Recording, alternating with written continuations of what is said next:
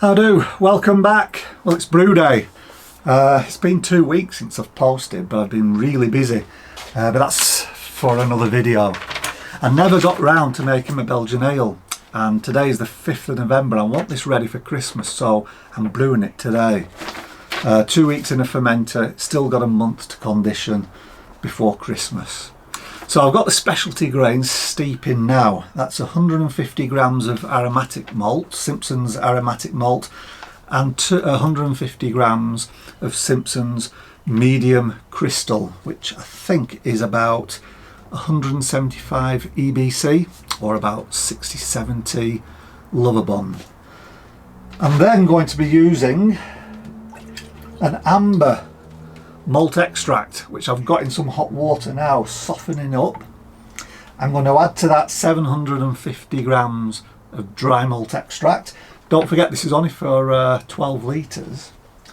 And I'm going to add this Belgian candy sugar syrup. Now, I was meant to get the clear, but I ended up getting dark. So this could be a darker beer than I imagined or intended it to be. And it's 500 grams. All of the fermentables are going in right at the start and will be boiled for half an hour. This is just a half-hour boil.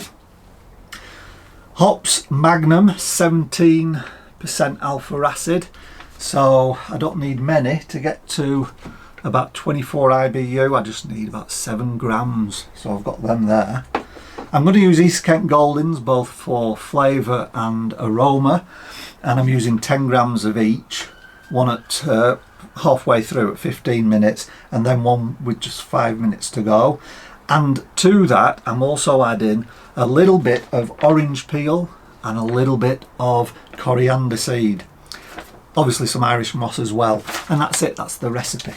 So the orange peel and the coriander will go in with the aroma hops and also the flavour hops, so they'll be boiled for 15 minutes, and then another little batch, only about half a teaspoon of each, something like that, will go in at 5 minutes to go, and they'll just boil for 5 minutes for aroma. So that's it. Simple recipe. Let's get started. What I am going to do today, which is a bit different, is I've got about 4 litres of water in my kettle, and I'm going to dissolve the dry malt extract into the cold water so that it doesn't sort of clump up as much as it usually does when you put it into hot or boiling water. And I've never done this before, so I don't know if it will clump up or not, but I've heard if you dissolve it in cold water it just dissolves, you just got to stir it. So I'm literally just going to pour this 750 grams into the 4 litres and give it a stir.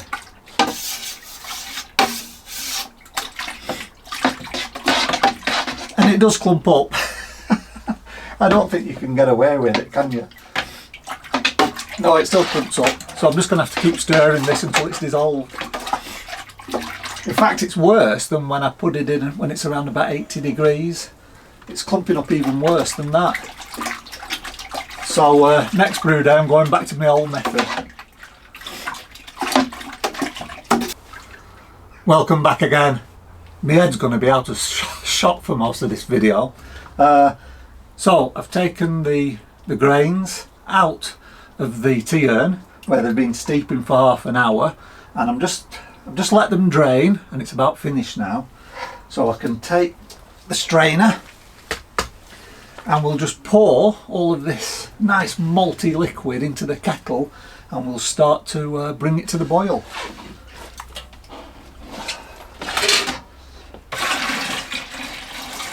Oh, that's a lovely colour, lovely brown colour.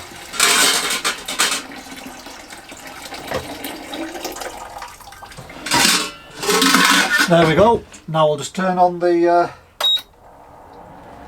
hot plate, and we will bring this to the boil. Then I'm going to add the amber malt extract. There we go, this is a better angle, isn't it? I'll have to remember to keep my camera there on brew days. Right, the wort now is at about 80 degrees. So I'm going to start to add the other fermentables now and then bring it up to a boil. I don't really want it all boiling about and splashing about when I'm pouring stuff in.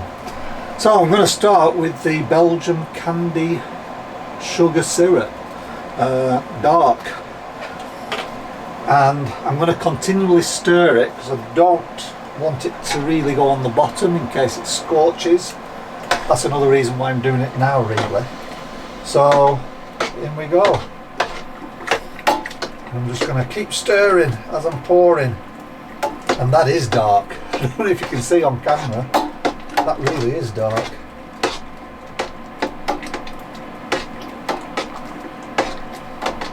And it's thick.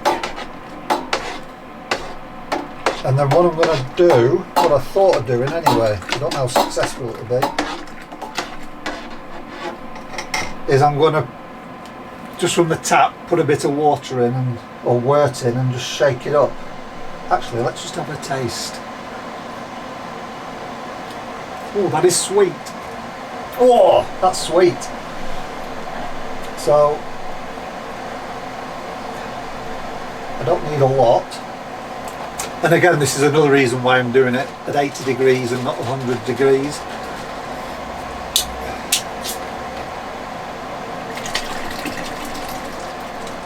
And there we go. Man, that is sweet. I can still taste it now. Why? And then of course there is the amber extract, which should now be softened. It's been in there long enough. Oh, this is off camera, this one, isn't it? So, but you've seen people opening tins before, I'm sure. There we go, all the way around.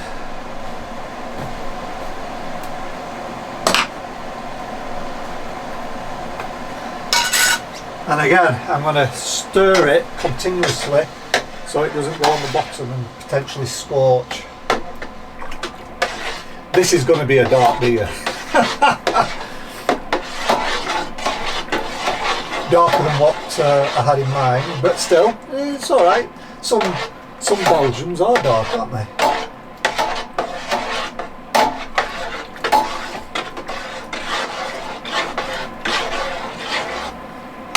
Just scrape some of it out as well, just to give it a hand.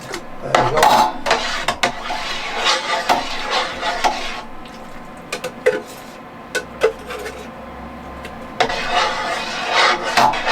And I'm going to pour some wort in this as well, just to clean it out. So there we go, there's nothing on the bottom.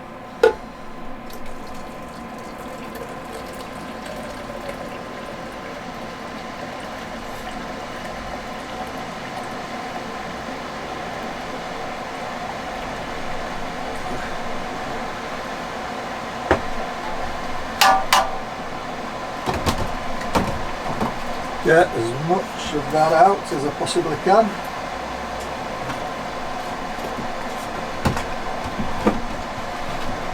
With the hot wort. Saves me having to boil the kettle. Plus I can only have one thing on at once. It's either the kettle or it's the heater. Because the extension that comes in here, it's only 3 kilowatt hour. It trips out. If I have the kettle on and this, it just trips out, so I can only do one thing at once. So I thought, instead of boiling the kettle, switching this off and putting the kettle on, I thought I just might as well just use the hot wort. Right, that's that done.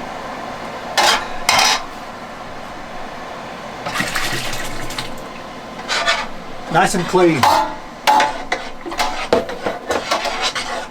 Right, so that's all the fermentables in. Just a case now of bringing this up to the boil. It hasn't changed the temperature too much, which is good. It's still just over 80, so it should only be about another 10 minutes and this will be coming up to a boil, and then I'll come back to you. It's now coming up to about 95 degrees, so for the next 5 minutes it's just me stirring this. I don't want it to foam up, so just giving it room to evaporate, and in 5 minutes this should be boiling nicely.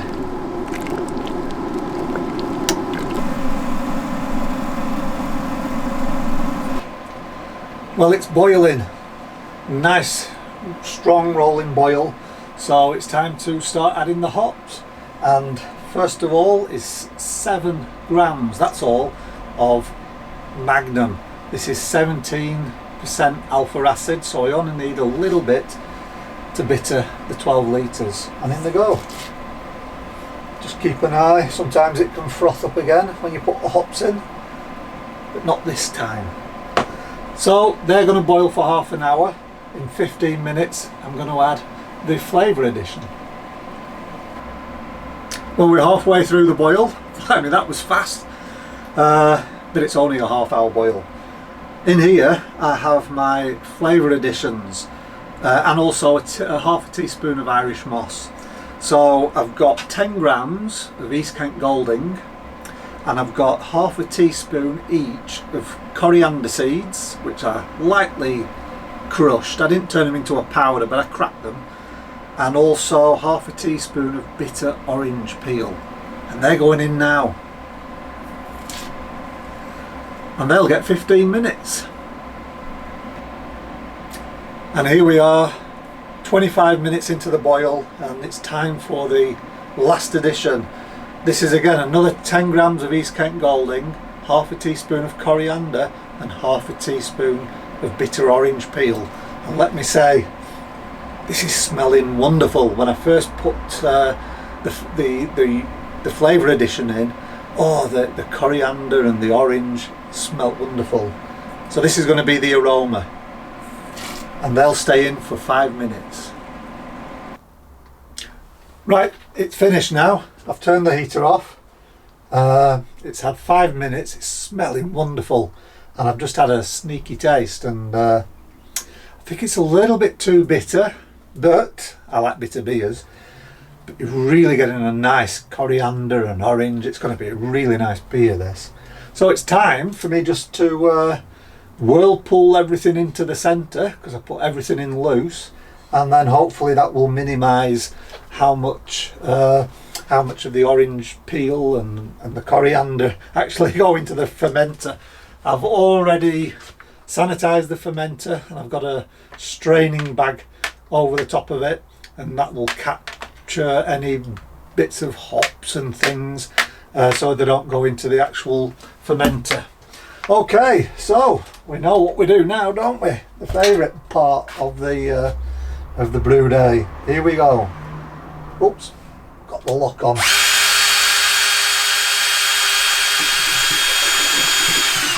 There we go.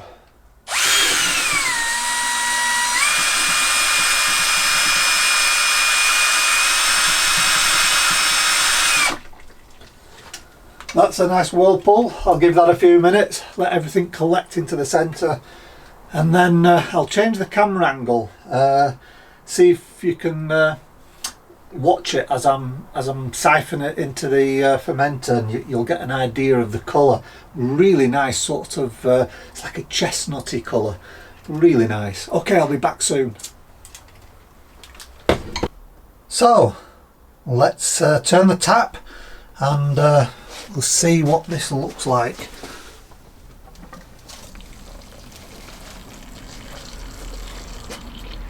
One tap is worth $0.0056 US dollars.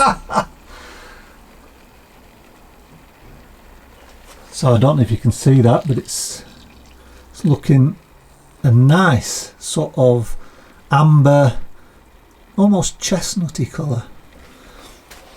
So maybe it's not going to be as dark as I thought. That's good. In fact, it's looking like it's the colour that I was hoping for.